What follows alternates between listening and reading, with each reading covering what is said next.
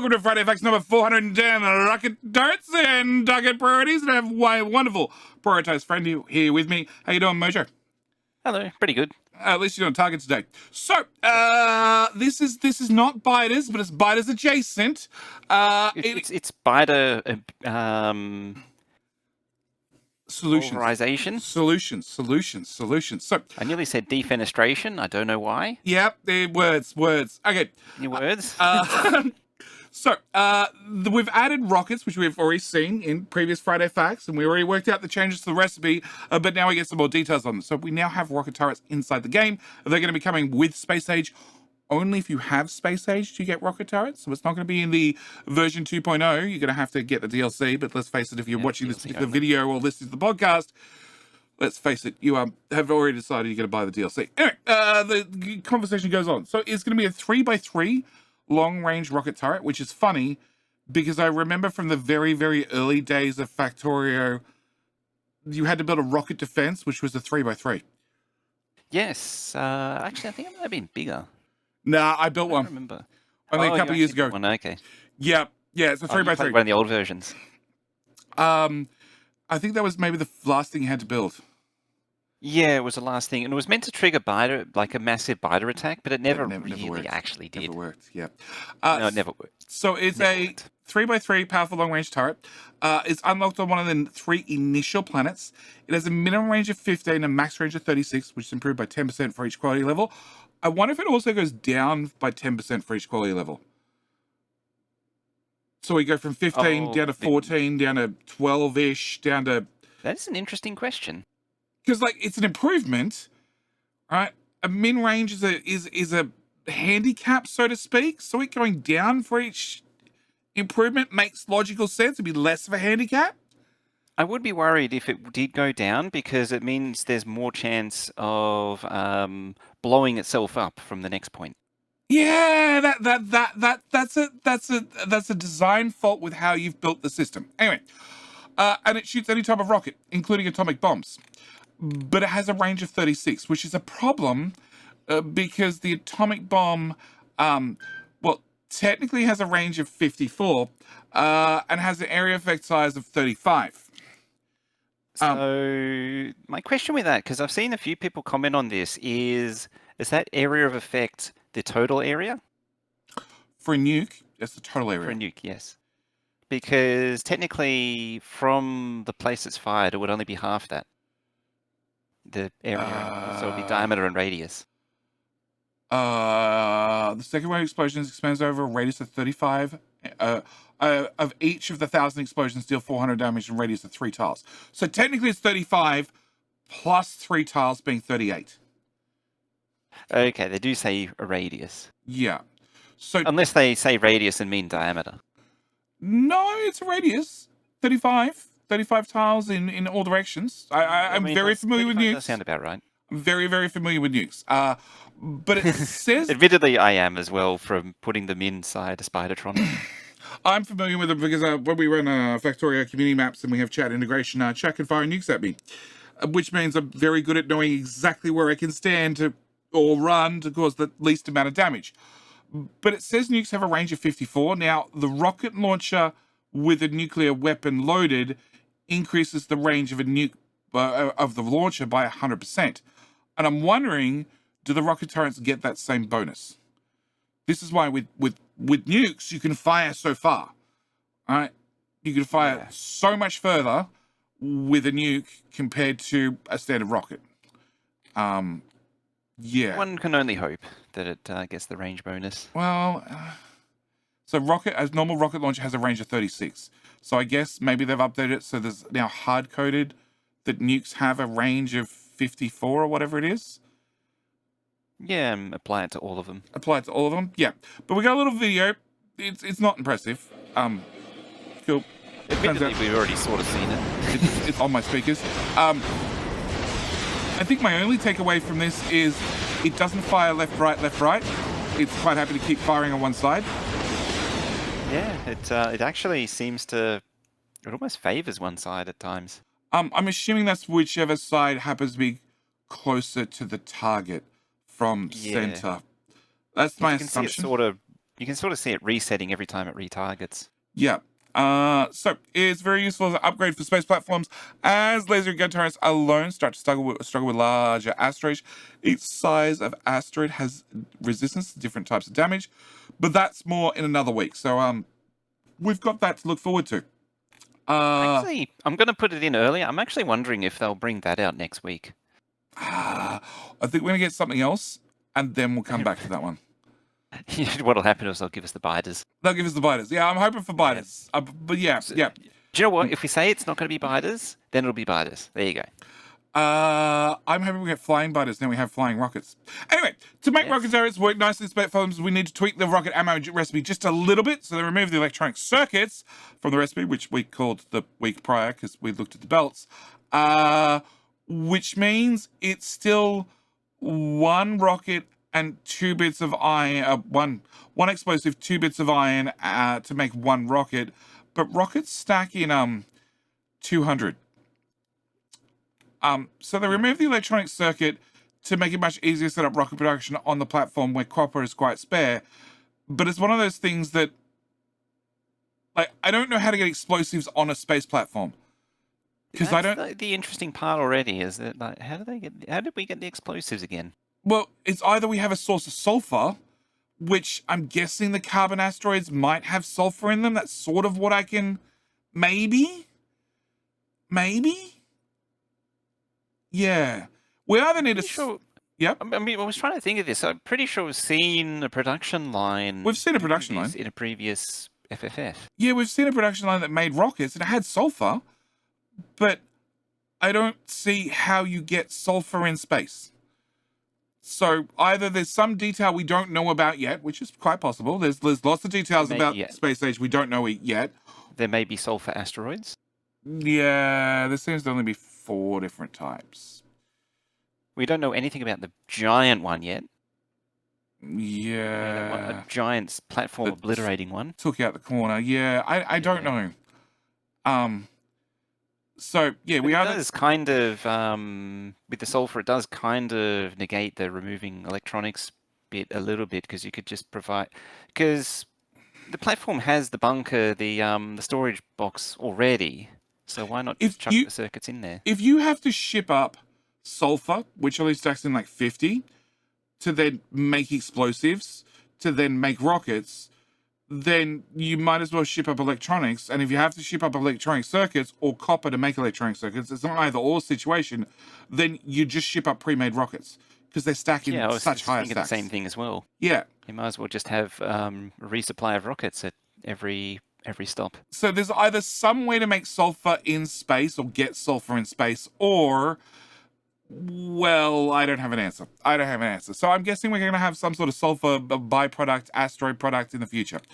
But they also added turret target priorities and filtering. So with more powerful turrets which use precious ammo, it leads us to another problem. We don't really want to expand expensive rockets and small little asteroids that a gun or laser turrets can easily take care of. So add a feature of turret target priorities with the additional option to ignore things not on the list, which effectively makes it a whitelist filter.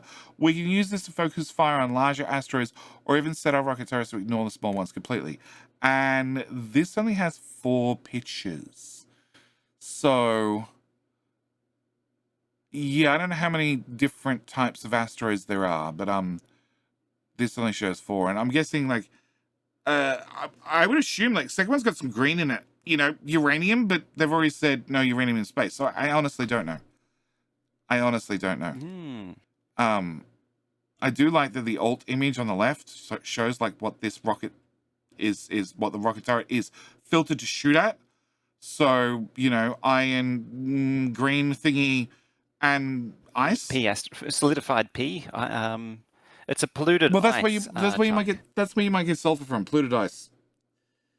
Yeah, it's a polluted ice asteroid. Yeah.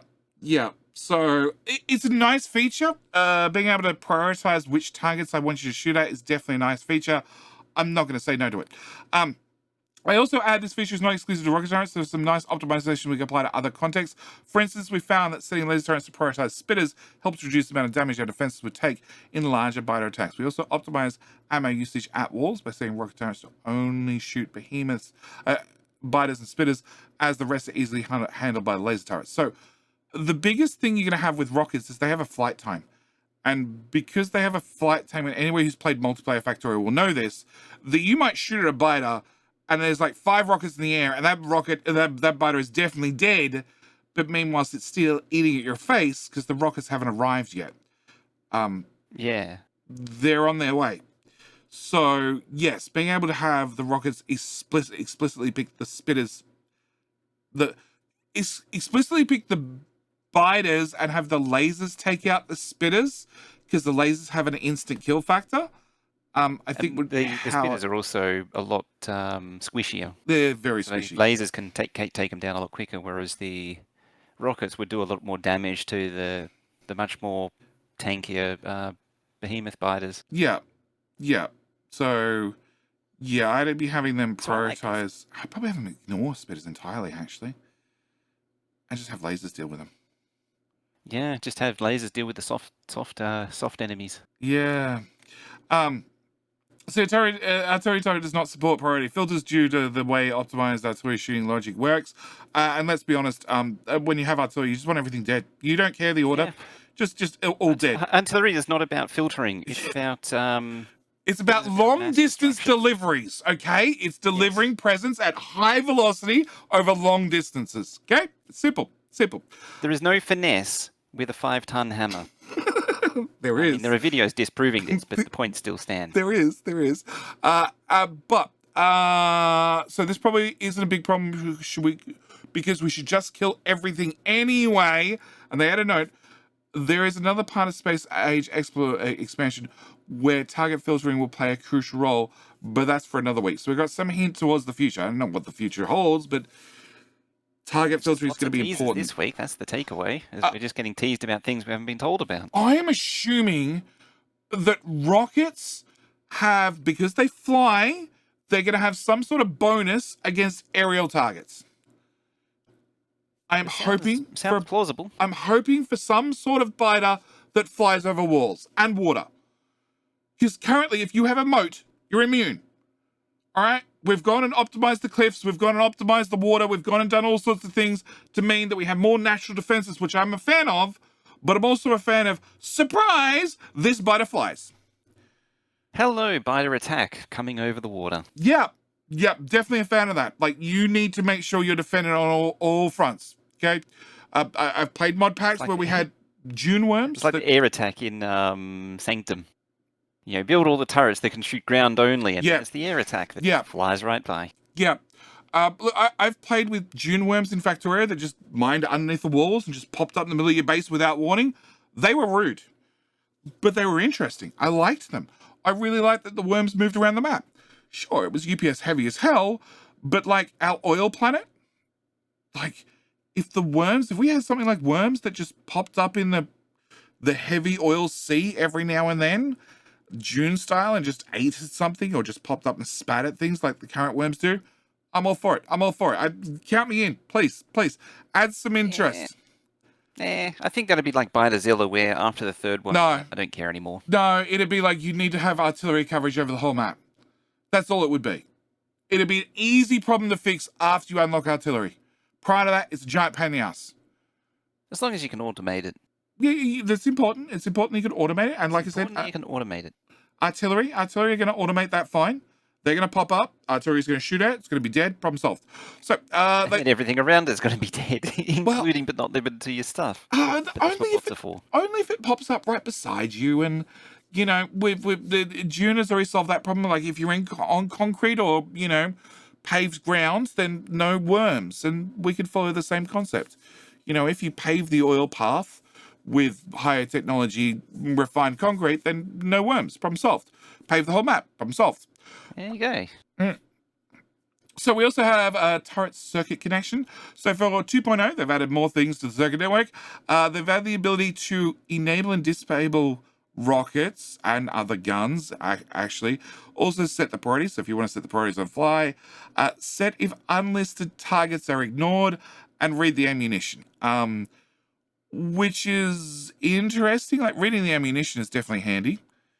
It's a good way to give a little bit more fine control over ammo delivery, but you can also just hammer it Well, what we did in an previously, indirect way. because we have a setup with a train that's coming over and dropping off ammo because obviously the ammo got low, and we'd set that up with artillery previously, where you'd insert it to a box, wire the box to the train station, and read the contents of the box.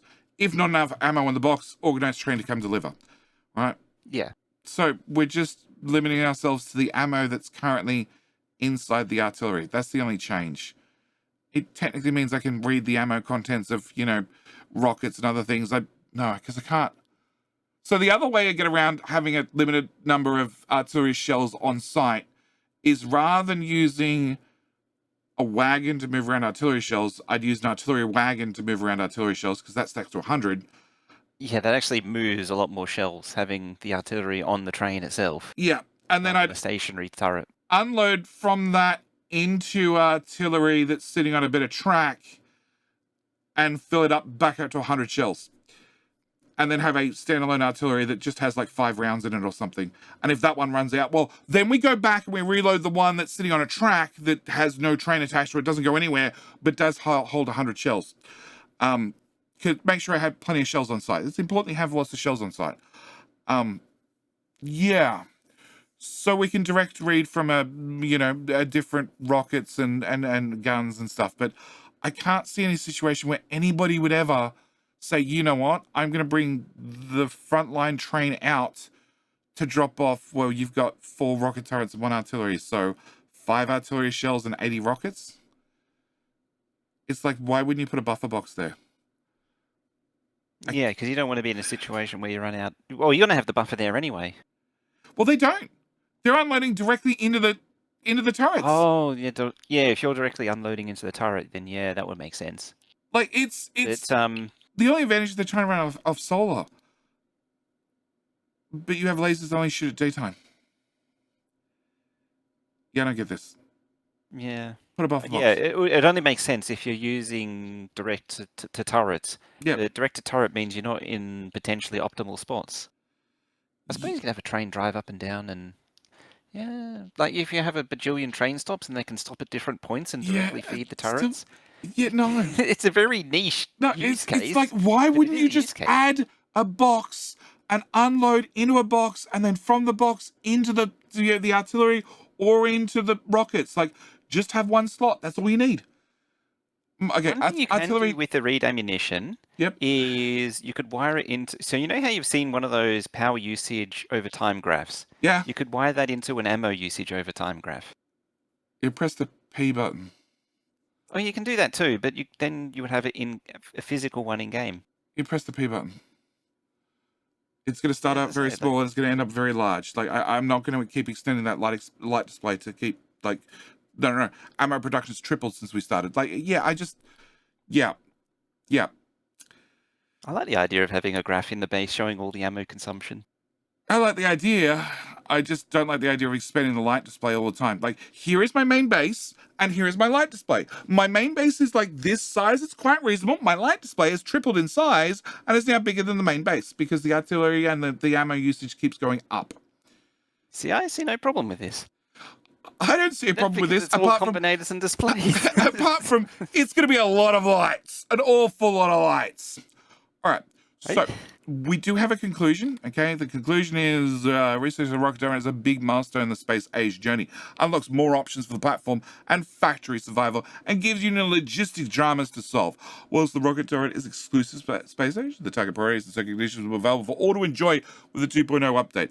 It is not a coincidence that the turret has similarities with the head of the Spidertron, and also almost expect the space age recipe of Spidertrons to be a rocket turret plus 4 exoskeletons. Yeah, that seems reasonable. Which is actually an interesting point, because I have had some questions come up asking how much they will change the recipes in Space Age compared to base game. I don't. There's not, from what we've seen so far, there's not a lot of changes. They've made rockets cheaper because you're firing more of them, and they need to be earlier in the tech tree. Yeah, and we know space science has uranium in it now. Yep, and needs to be done in space, which sort of makes and it's sense. in space, We which is now, very much taking. It shows the parallel with space exploration mod, yep, with space science being in space. we now know rockets don't need green circuits, which I actually have no problem with whatsoever. Green circuits were annoying to add to them, and they didn't add a lot, and it just meant the rockets were that much more expensive at the They were time you just unlocked them. in the grand scheme of things, it's not a difficult recipe step, but it was still an annoying one when you first unlock them. Because the rockets I'm pretty sure used to be a blue science way back in the day. So they're actually quite deep in the tech tree Before military, they were much before deeper into the military tree. Yep. science. So That is. we have a situation where we have yellow ammo, which is just iron. Then we got a red ammo, which is iron plus steel and copper, but not a lot. Okay, it's mainly still iron. And then we get a brand new thing being explosives, and we need to make explosives, which is not terribly hard, but you do need an awful lot of chem plants, and people underestimate how many chem plants you need. Yeah, you actually need a lot of chemical plants to make explosives in reasonable quantities. Yeah, and how much sulfur you need to run those things. So people underestimate that, but you're now using petroleum, which is a much more expensive product, to then add iron to it, which is still, that's fine. Like, iron is in everything. I can understand that. But then By I'm that adding stage of the game, iron's pretty much done, but yeah, the point still stands. it is very much a solved problem on that stage. But you've just spent time unlocking oil. You've built out oil. You've got oil sort of working. You're expanding further, and then you still need to take your brand new explosives, and then add iron to it, which is fine, and then a green circuit. And green circuits are still starting to get used because you're about to unlock red circuits, and you're unlocking red circuits to do blue science, which is all sort of the oil area. So you don't have a lot of green circuits. In fact, you're going to find your green circuit production is lacking right now as you're unlocking rockets. So I don't really have a problem. I think it's a great change. Yeah, on the one hand, I can see the reason to simplify and make the platform self-sufficient, but at the same time, I don't see why you can't, like, by the time you have the platforms going, why can't you just shove rockets into it? Well, that's the other thing. Like, if we don't have a way of getting sulfur in space, then it's a mute point. I'm going to ship rockets. I'm going to Yeah. bulk ship rockets into the space platform. All right. I think it'll make more sense as we find more stuff, but Yeah, it might. I'm quietly, cautiously optimistic about the change, but we'll see how we go. It's one of those things that, yeah, we're given a couple of pages out of the book, and we sort of need to extrapolate and guess the rest, and I don't have enough information. What I do have is the fact that I can now turn guns on and off with the circuit That is network. great. And for me, I can do things with the circuit network now with guns, which I'm always happy with. Oh, look, if we can attach it to the circuit network. The only thing I'm going to be doing is I'm going to have my line of lasers, I'm going to have my line of guns preloaded with ammo, and I'm going to have them wired up to a roboport that just says, okay, if there are 50 construction bots available in the roboport, turn the guns off. But if there's 49, i.e. one bit of wall took one bit of damage and one robot took off with a repair pack, turn on all the guns, because whatever's out there needs to die right now. Otherwise, the lasers will take care of it. And I'm going to conserve ammo that way. And that's going to be... At the expense of wall. Well... And robots. No. Look, by the It'll time... probably be fine. By a time a piece of wall gets damaged, right, then all the guns will turn on. Whatever's on the other side of that wall is dead. Guaranteed. Right? Oh, yeah, it's guaranteed to be dead very quickly. Guns have amazing DPS, and the biggest problem is they do use a decent amount of ammo over time. Whereas lasers just use power. I don't care. And I'm happy to put down... useful for flamethrowers, but I have to play around with it. Oh god, flamethrowers, they don't use enough oil. I don't care. They can run all the time. Like, if there was a button to turn flamethrowers on all the time and just have a permanent arc of fire out the front, I would do it. Okay, and line up the flamethrowers. Let's turn them on and crank them up to max. Just have it. It's like a sprinkler, just flicking back and forth. Yeah, they can sprinkle back and forth, or they can just fire all the time. Like, even if it's only just one point, they don't move left and right. That's fine. Or just put one slightly offset behind it to fire into the gaps that are being missed, and not just cover the whole. Oh, just have 3 or 4 layer deep of flame turrets that just hit all the different points. Yeah. Now, what I mean is just fire continuously, just swinging back and forth in its arc. Yeah, that'd be nice to have feature, but I'm happy with Like a just sprinkler. permanent fire. Permanent fire A works for me. fire sprinkler. But yeah, having like guns, which is, let's be honest, if you squeeze them in, okay, you can get guns to like 2 tiles worth of depth on your wall by running undergrounds through them and getting all your inserters in that way, and then having 2 rows worth of lasers, and then hell, I could put rockets behind that if I really want, and just have if one robot takes off in this section of the wall, turn on that section of the wall's ammo, or guns, and just have them kill everything. And I actually think that's the blueprint I'm probably going to make very quickly, just so I can save ammo.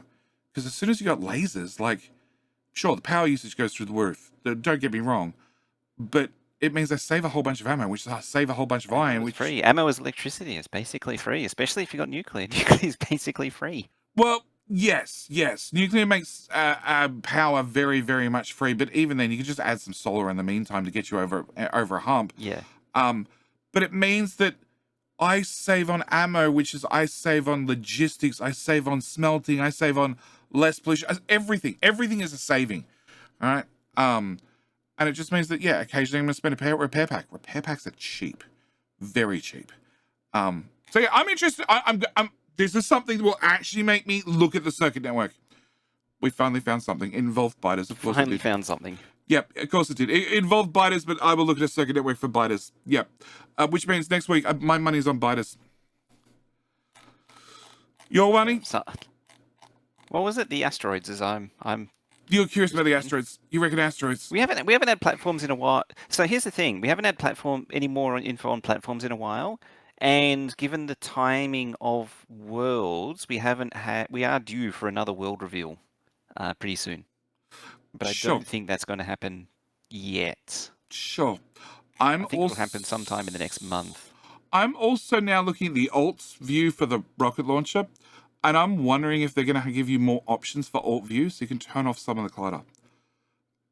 I'm wondering if that's going to be an option, because it means every rocket, every potential gun is going to have the ammo type that's in there. Show its filter. Plus multiple filters. And I'm wondering if that's going to be too much. Like, it might only show 3 or 4 filters before they just get truncated, but... Probably 3 or 4, yeah. Visual clutter? Because like, what I was thinking with the filter inserter, it shows what it's filtering. So that's why it's showing it. Yeah, but so does the filter inserter. Filter inserter does the same thing. Yeah, that's what I mean. The filter inserter shows that, so it's the same behavior. Yeah, but I'm wondering does there come a point where that's going to get truncated? Do we just have another option for, like, less alt view? All right? Like, I don't really need to see the filters on a filter inserter. Just saying. Like, it's 4 little boxes. I don't need to see them. The funny thing is, a filter inserter only shows 1. But, no, it does. But yeah. It shows 4. I'm sure it's actual thing. I'm sure a stacked filter inserter just shows 1 because it's limited 1. But I'm sure a normal filter inserter shows 4, but it has 5 filters. Oh, no. I don't think I can't remember the last time I've actually used a filter inserter to do anything. I normally use it for a filter this blacklist option. So it just picks that and then everything else, or just doesn't pick that. It just doesn't pick that. So I put at the end of my iron line, and then I say, pick iron, but everything but not iron, and then put it in this active provider. Because nobody accidentally crossed a belt and got all the wrong items on the iron belt. Ever. No idea what you're talking about, Mojo. Happens. Yeah. But look, I'll tell you what, in the comments section below, remind us both, or settle the argument. Does the filter inserter have 4 little alt icons for each of the 4 first filter points, or does it have 1? Anyway, with that, only ever show 1. I think it's 4. But comments will tell us. All right, we're gonna leave this here. Anyway, as always, thank you guys so much for watching. Do hope you've enjoyed, and we'll see you in the next week with Friday Facts number 411. All right, bye. Bye-bye.